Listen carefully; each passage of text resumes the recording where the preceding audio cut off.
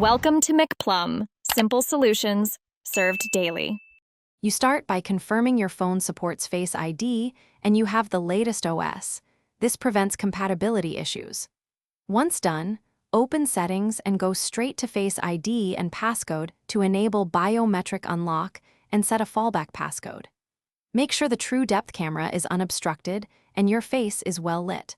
I recommend adjusting screen brightness to improve detection speed. These steps prime the system, so the automatic unlock can register reliably and quickly when you raise the phone. Now you fine-tune the Face ID profile for consistent unlocking. Rescan your face from several angles and include typical variations like glasses, hats, or facial hair so the model learns natural variants. Enable or test attention detection. This improves security by requiring you to look at the phone, yet you can disable it if you need faster unlock at the cost of safety. Finally, set wake on raise and a short auto-lock interval so the phone wakes and attempts Face ID automatically when you pick it up.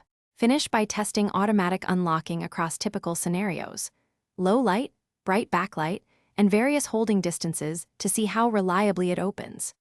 If you experience frequent false negatives, try resetting Face ID and enrolling again, or install the latest OS patch, which often fixes recognition bugs.